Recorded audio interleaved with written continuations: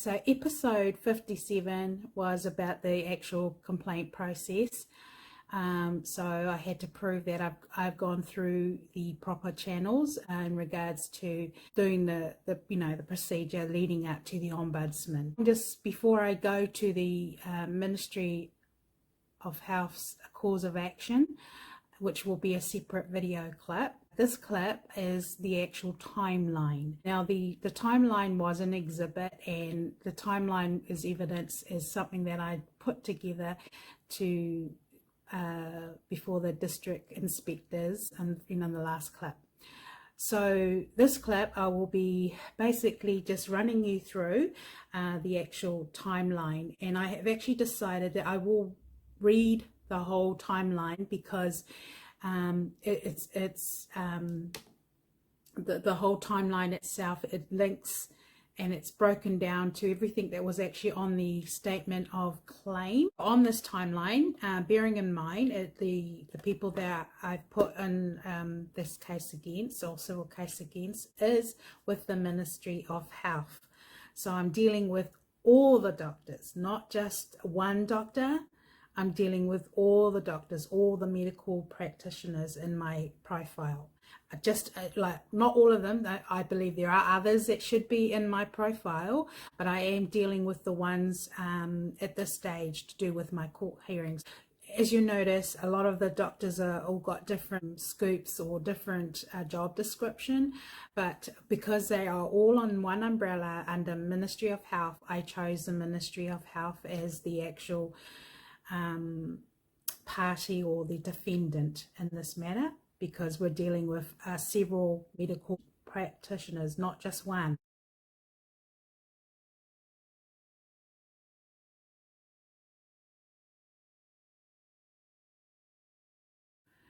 Welcome to Authentic Ingenuity Entrepreneur. My name is Minna Crichton, and I just wanted to do a little quick review in regards to this next video clip, and just for the sake of those that are new on board on my channel.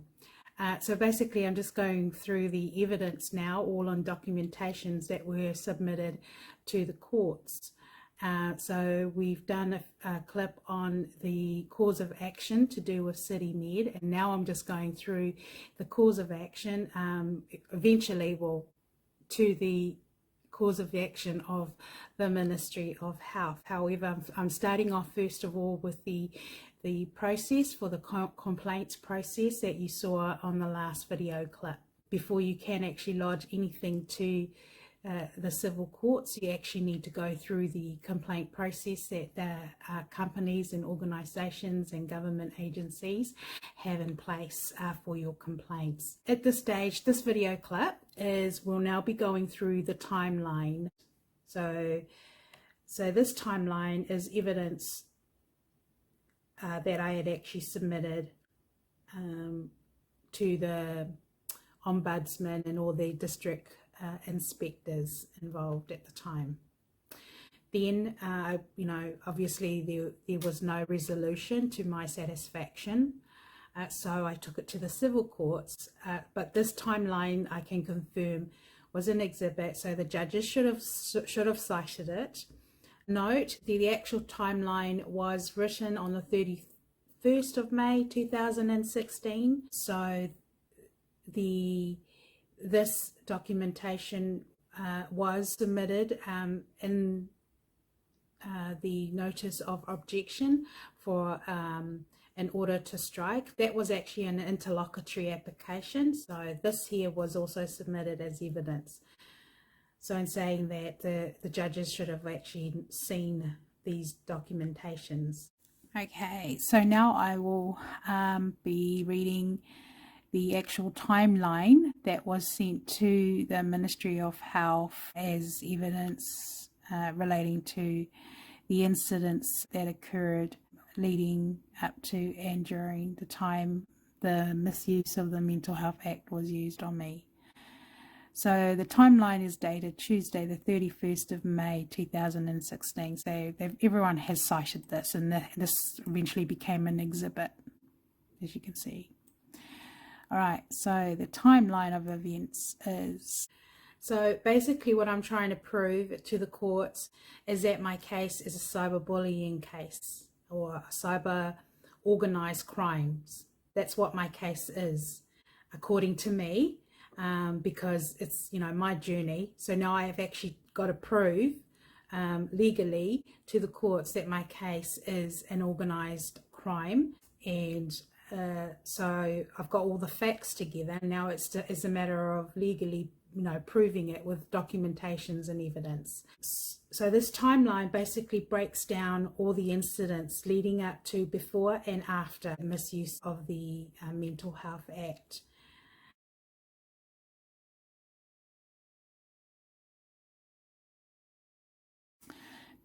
Background and summary of my case are as follows.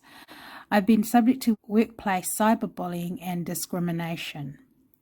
I have reason to believe that as a result of privacy breaches, my reputation has been damaged and suffered greatly by defamation and discrimination.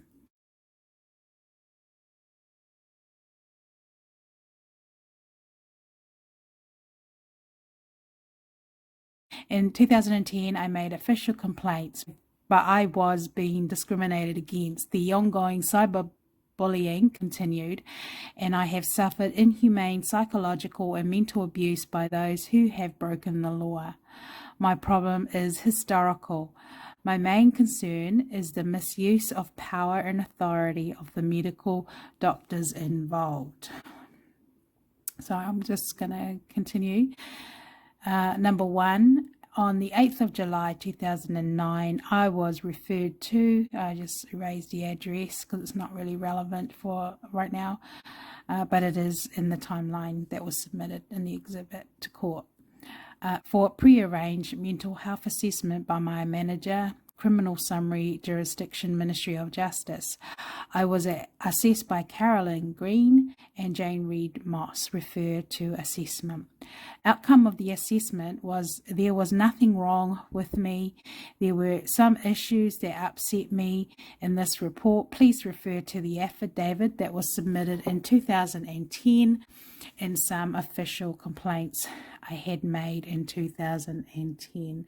So this is the report that that's on my channel. We've already gone over it, dated the 8th of July 2009. So that's what this paragraph is referring to. Number two, on 5th of October 2015, Dr. Steve Colpin made a mental health assessment without my permission or consent. Okay, the address is there. I've removed it because it's not really relevant right now. So I'll just continue on with reading the timeline. He also made a mental health assessment without having a personal one-on-one session with me and made a evaluation based on a report referred to him by Ministry of Justice. I was officially medically terminated based on Dr. Steve Colpin's report, and then I was forced to leave my home and move in with my family. I was forced to go on a benefit because I no longer had an income. I was advised by WINS because I was being medically terminated by a doctor. I was required to present a doctor's medical certificate or a doctor's clearance for me to be able to work. I was being unfairly dismissed from my job and that I had intentions on doing a personal grievance and unfairly dismissal case. I went to my family GP, Dr. Wiramuni, who advised me that it was required by law for me to get medical assessed by a mental health unit so I can continue get a benefit. At first I refused to go, but I knew I had no choice, otherwise I will not get a benefit or any form of income. Number three, on Thursday, 4th of February 2016, I was seen at, and I've removed the address, by Dr. John Joseph and Dr. C. Ickham for an assessment. Dr. C. Ickham assessed me briefly and said that they were officially enforcing the Mental Health Act on me. I said to her, "You are joking." Then it became clear to me that she was not joking but was very serious. I said to her I didn't know that telling the truth was mental health. I was really upset and I said no way and stood up and left the room. She followed me and said that security was there to take me. I refused to go with security and kept on walking towards my car. They followed me to my car and they said they will get a warrant and the police will come and arrest me. I hopped into my car and drove away. I did not believe that Dr. C. Ickham and Dr. John Joseph acted to compulsory assessment and treatment or advise me of my rights. Dr. John Joseph said it was my GP who referred me for an assessment. Yet I had a phone conversation with my GP to verify the claims that Dr. John Joseph had made that my GP had referred me for a 5-day observation. My GP, Dr. Raramuni, confirmed with me on the phone that she did not refer to be admitted for 5 days in the hospital. My rights as a patient specified in Part 6 of the Mental Health Compulsory Assessment and Treatment Act 1992 are being breached. So basically, I won't read this. I've just gone over the Act and selected several clauses or laws that was relevant, just to prove that they've sort of breached the contract as doctors, or in regards to the misuse of the Mental Health Act. Now, there were obviously a lot more than what I've written in here, but those were the laws and the clause that were relevant just for this timeline. So I'll just carry on reading. Brief summary of my view in regards to the use of Mental Health Compulsory Assessment and Treatment Act 1992. So this is what the actual act is called in the legislation. This is what we're talking about.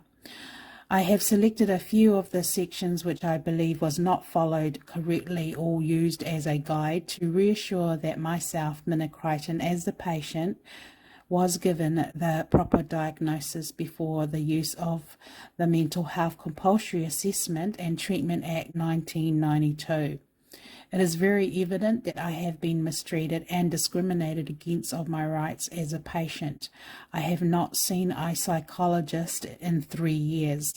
The last time I saw a psychologist was in 2013 when I saw Christine Birkins. At that time, I was subject to cyber workplace bullying and serious privacy breaches, discrimination, harassment, and health and safety violation.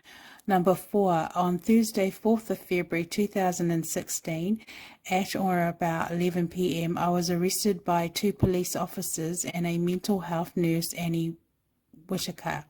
I was really upset at the fact that they were at my house to take me to the hospital. I recall getting really angry at the police officer, Alan, because I was having a private conversation with my son on my mobile.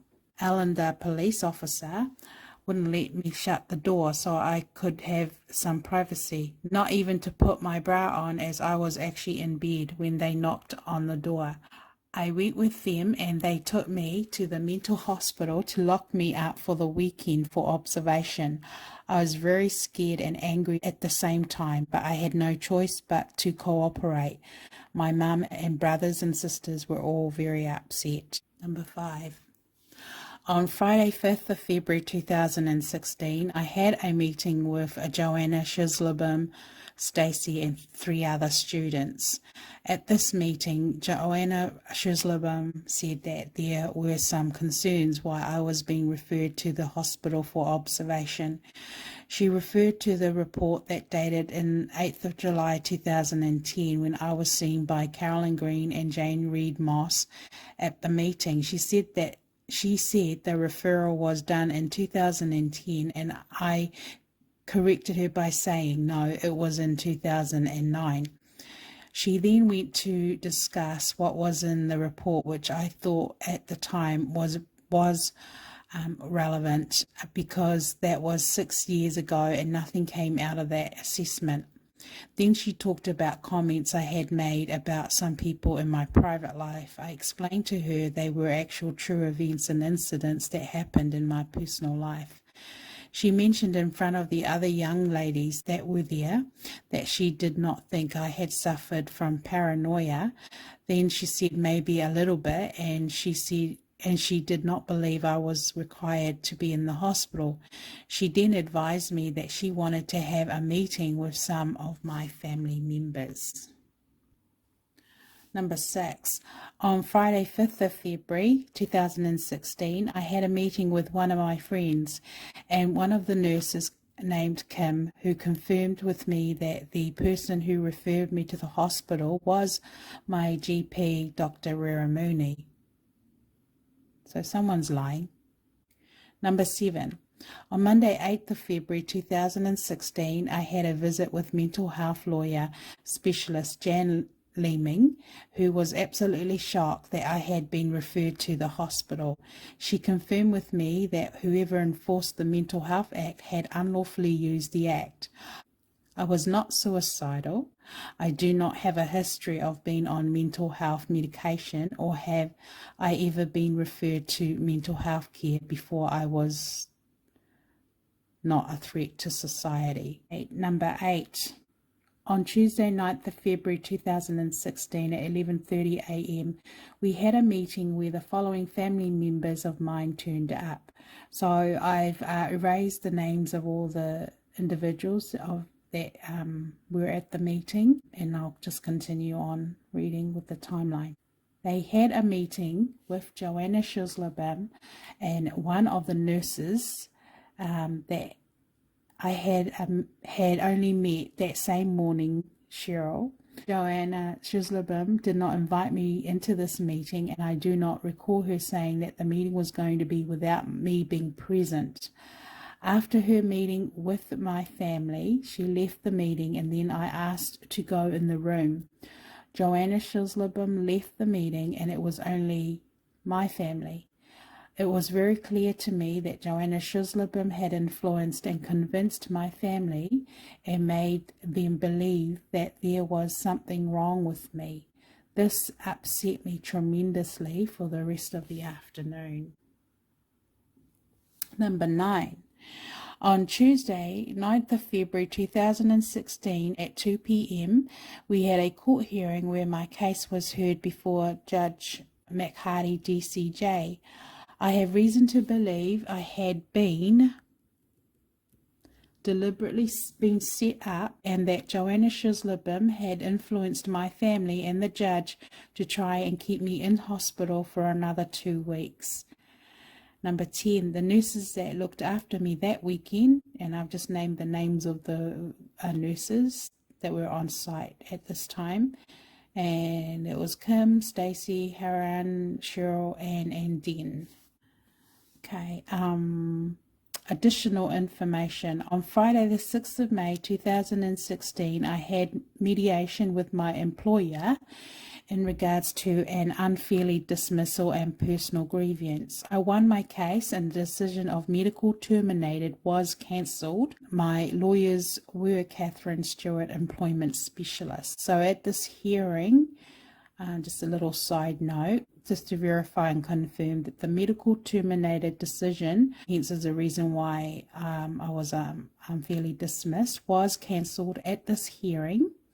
But then I resigned. So I resigned, and so that was the outcome. I am very concerned at the way my case was handled and the dangers of the misuse of the Act.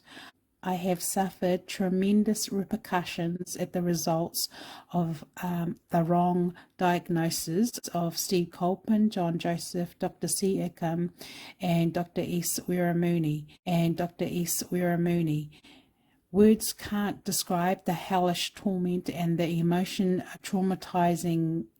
traumatization I have suffered during this very difficult period of my life. I am still emotionally traumatized by the horrible experience. I felt helpless and deprived of my liberty for 5 days. It was so dangerous for me because no one believed me except one close friend who supported me through this whole ordeal. I was scared and I was frightened. I was scared and I was fighting suicidal thoughts while I was in the hospital.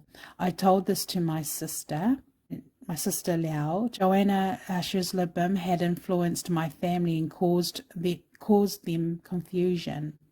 The things that I was being accused of being delusional about were actually true incidents and events in my personal life or health and safety violation indirectly hurled at me by those who are cyberbullying me. In my interview with John Joseph, all I did was talk about the workplace bullying I was subject to and all the personal problems I was going through. I am really concerned of the misuse of power and authority, and my rights as an individual was not taken seriously.